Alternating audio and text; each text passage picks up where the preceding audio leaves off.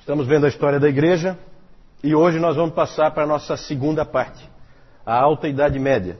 Aqui tem um detalhe, tá, gente? No Brasil é chamado Alta Idade Média porque os historiadores no Brasil seguem a escola francesa.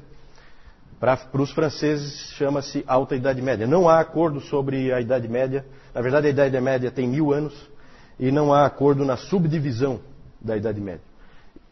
Para os americanos, a Alta Idade Média é o contrário, no final da Idade Média. Né? Para nós, por causa dos historiadores franceses, a Alta Idade Média vai de 476. O que aconteceu em 476, que nós vimos, que é importantíssimo? Queda do Império Romano. Falta um pedacinho. Do Ocidente, isso mesmo. Queda do Império Romano do Ocidente, certo?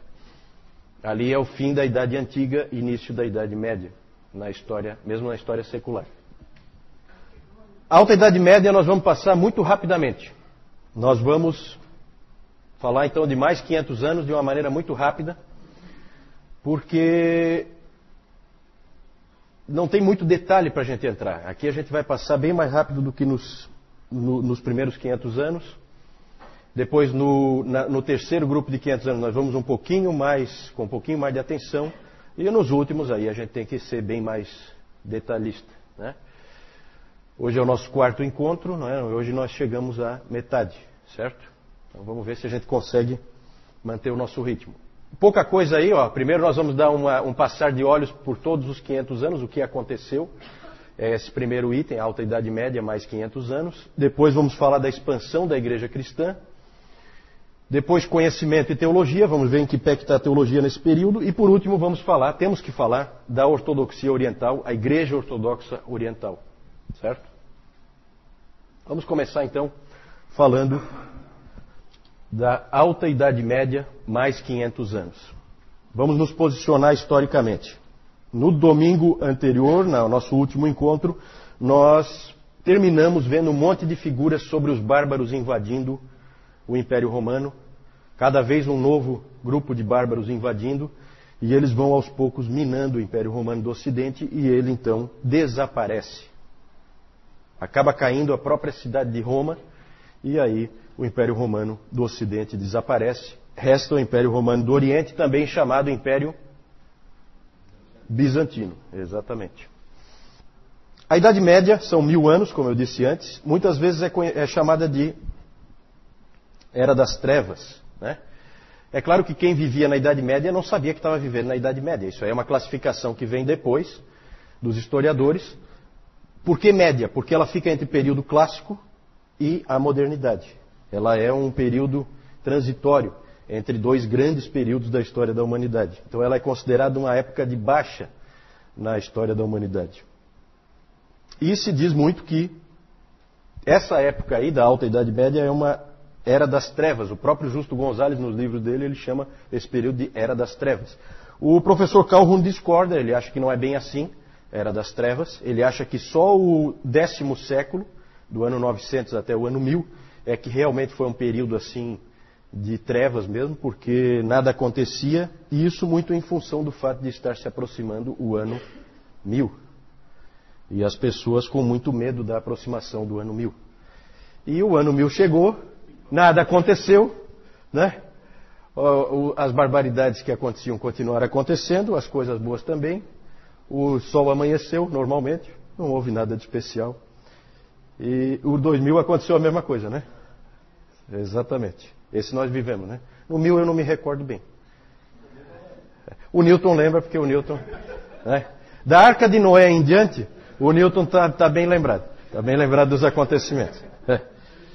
Isso. Então nós vimos que o Império Romano não é mais Império Romano, mas também, gente, não existem ainda os países modernos que a gente conhece hoje. Isso também não existe. Então essa é a época, quem não fugiu da escola, estudou lá nas aulas de história, que é a época do feudalismo. Por que isso? Porque você tem a Europa distribuída por tribos bárbaras. E uma não gosta da outra. E essas tribos bárbaras, eles têm sede de sangue. Eles adoram guerrear. Então, eles acabavam sempre um fugindo do outro. Então, eles eram muito nômades e eles acabam ocupando toda a Europa. E eles iam forçando, conforme os bárbaros mais fortes empurravam os mais fracos para frente, eles iam entrando cada vez mais no Império Romano. Né? Foi assim que Roma foi caindo aos poucos. Certo?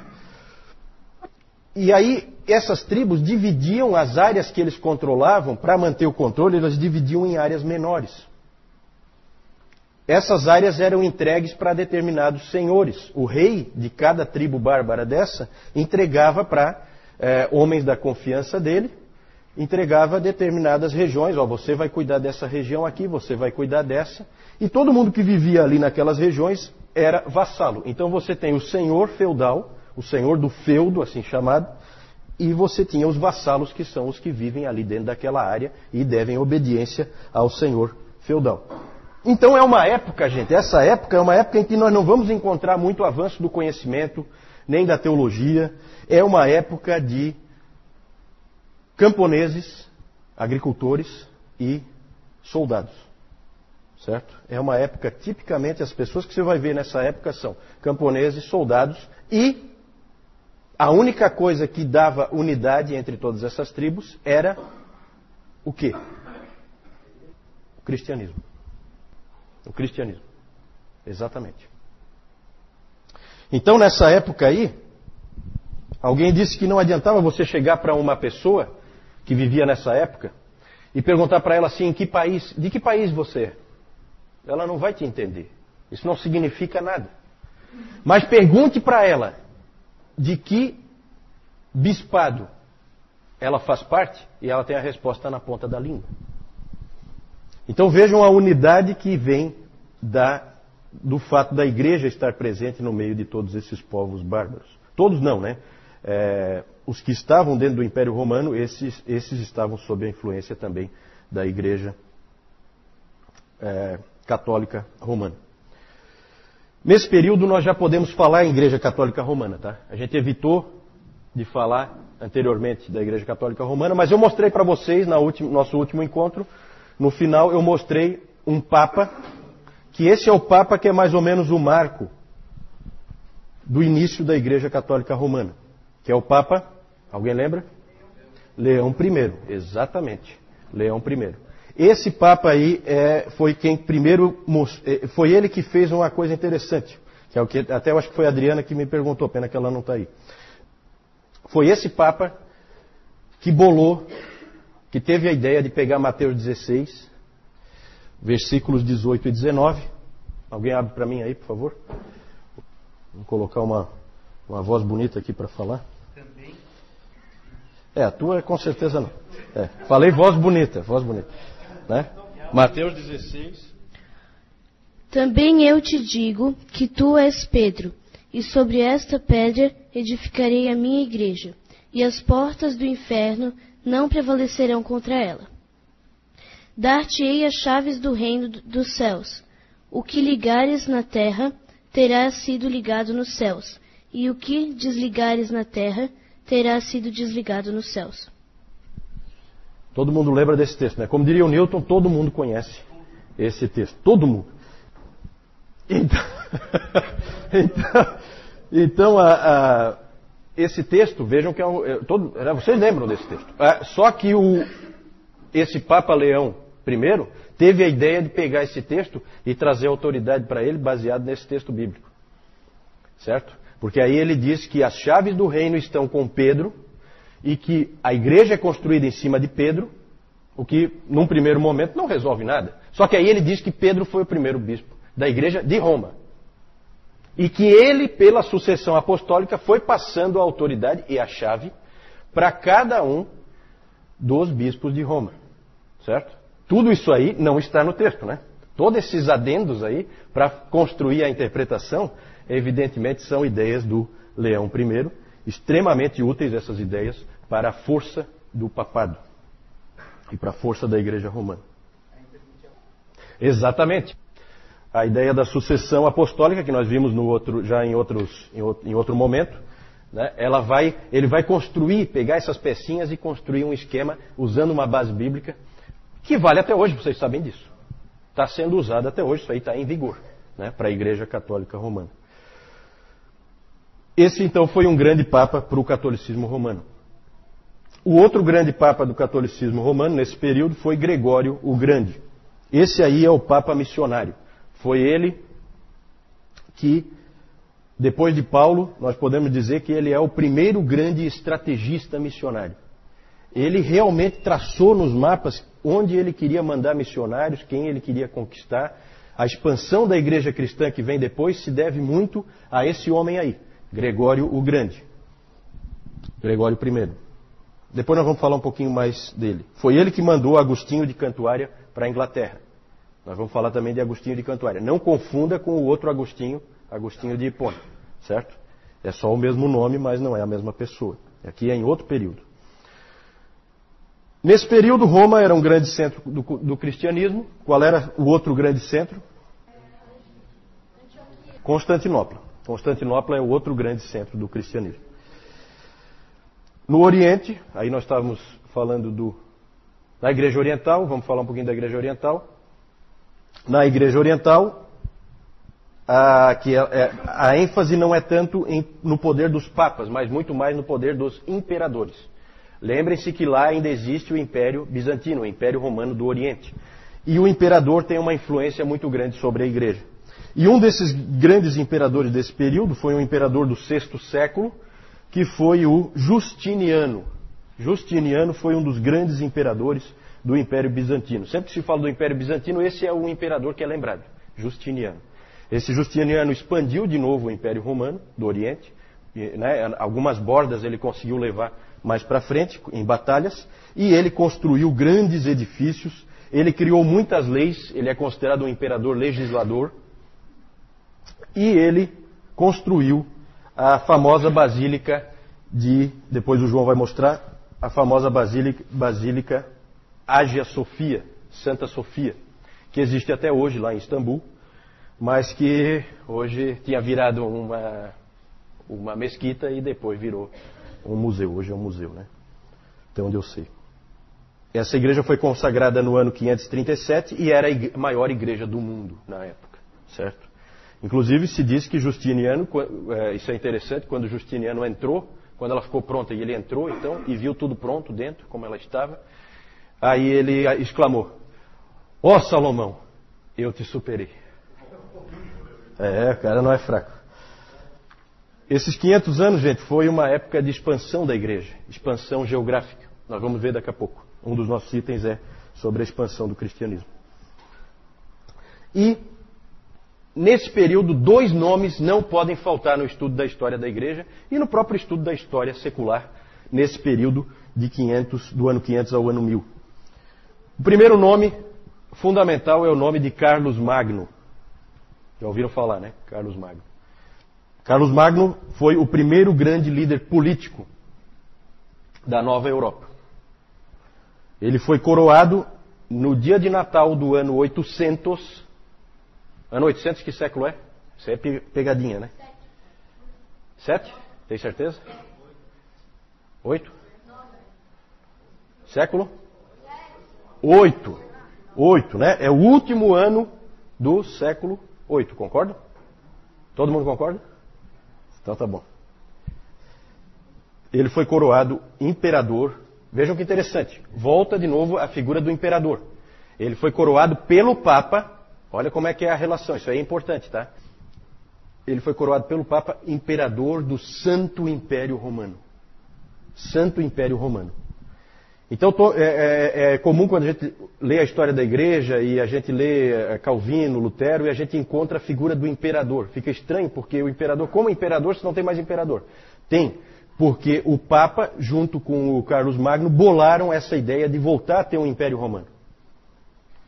E o que se diz sobre o Santo Império Romano é que ele não é nem santo, porque várias barbaridades foram cometidas em nome dele, nem romano, porque a sede dele não é em Roma, né? E ele não é composto por romanos, ele é composto por germânicos, os reis são germânicos, né?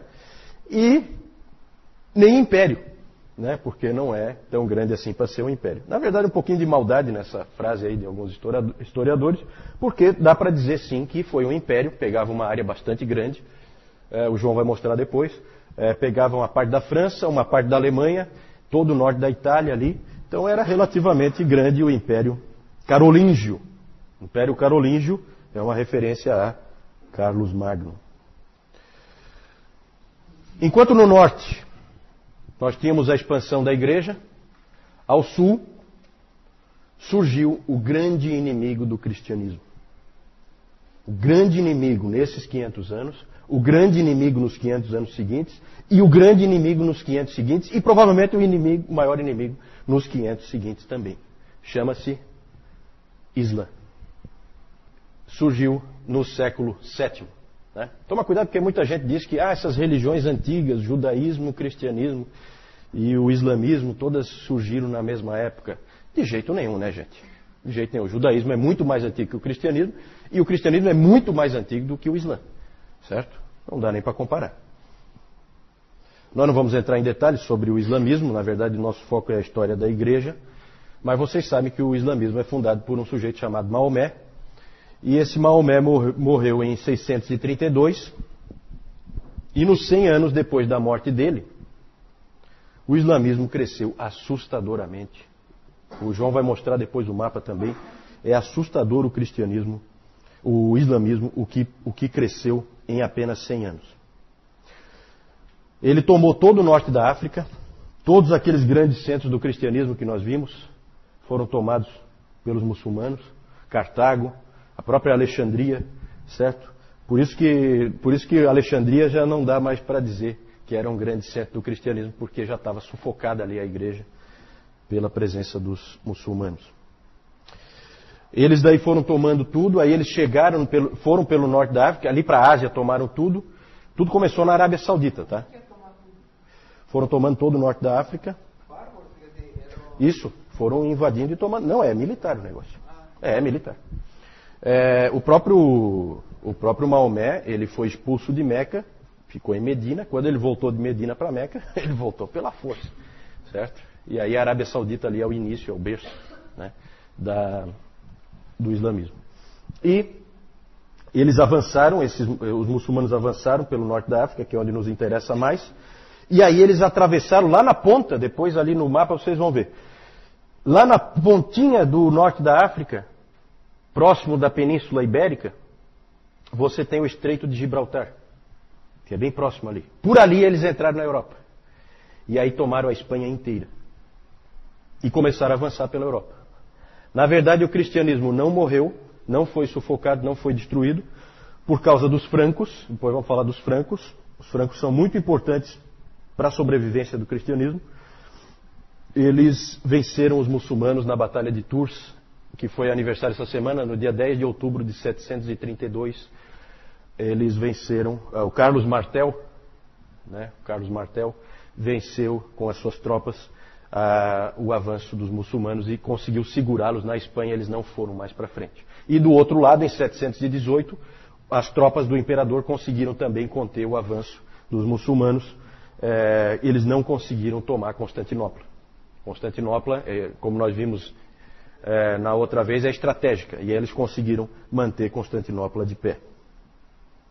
Então, nas duas pontas da Europa, houve proteção, houve segurança e o cristianismo ficou na providência de Deus protegido. Senão ele teria sido varrido do mapa.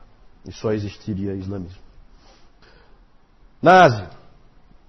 Falamos de vez em quando, a gente fala um pouquinho da igreja na Ásia e na África. Por que a gente não fala aqui vocês aqui da frente, por que a gente não fala da igreja na América? Nunca falei da igreja na América. Porque ela foi descoberta bem Isso.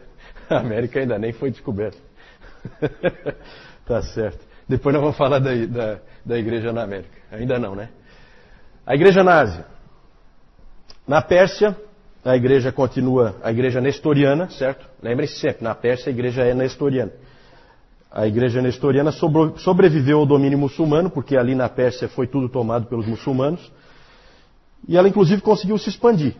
Missionários persas chegaram, no ano 635, chegaram à capital da China. A capital da China, nesse período, a China era dominada pela dinastia Tang.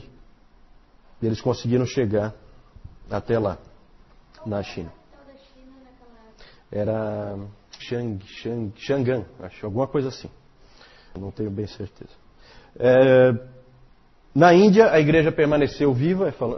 Na China, então, eles chegaram até a China. Na Índia, a igreja permaneceu viva, mas no meio de um monte de hinduístas, budistas. Então, igreja fraca, pequena, com dificuldade de sobreviver, perseguida. Né? Então, sempre foi assim. A igreja de Mar Thoma, né? Tem uma igreja lá. Mar Thoma, referência a Tomé. Certo? Lembre-se sempre, a igreja da Índia é uma igreja diferente, separada, fundada lá por Tomé. E na África, norte da África, já falei, os muçulmanos tomaram conta de tudo. A igreja conseguiu sobreviver no Egito, a igreja copta. Né? Então, em Alexandria permanece ainda a igreja, mas agora com bastante dificuldade por estar sufocada pelos muçulmanos. Na Núbia, atual Sudão, a igreja cresceu nesse período, mas praticamente desapareceu nos 500 anos seguintes. Na Etiópia é o único lugar em que a igreja permaneceu viva na África. E permanece viva até hoje. João. Então, como o Juliano estava falando, aqui nós temos o período do feudalismo, que ele era sempre composto por esses três grupos aqui. São os clérigos, os soldados e os camponeses, onde tinha a intervenção sempre da igreja ali. Aqui nós temos o Leão I, que ele era conhecido como o Grande, né? Grande, não porque ele disse, mas os historiadores acrescentavam, né? E ele foi papa, o papado dele começou em 440, terminou em 461. Depois nós temos aqui também o Papa Gregório I, que ele teve um papado também começou em 590 e terminou quando ele morreu em 604. E aqui nós temos aqui primeiro o imperador Justiniano, e aqui nós temos a igreja Hagia Sophia, que quer dizer Santa Sabedoria. Tá? Como a gente pode ver aqui, quando ela foi construída, ela tinha até uma cruzinha ali em cima que era uma igreja. Em 1453 ela passou a ser uma mesquita, tá?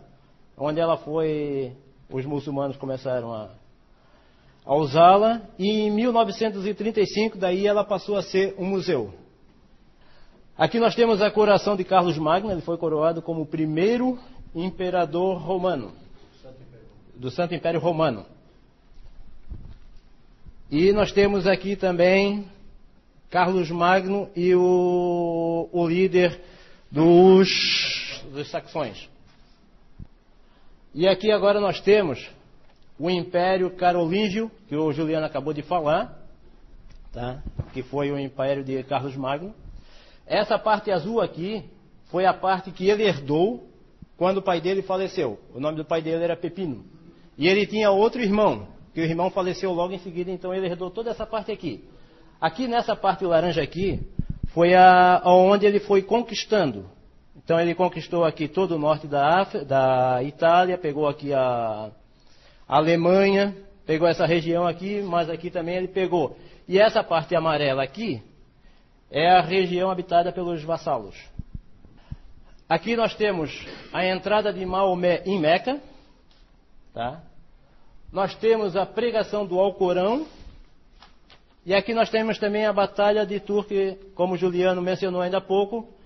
Na sexta-feira passada teve o aniversário dela, 10/10. Aqui nós temos a expansão dos muçulmanos.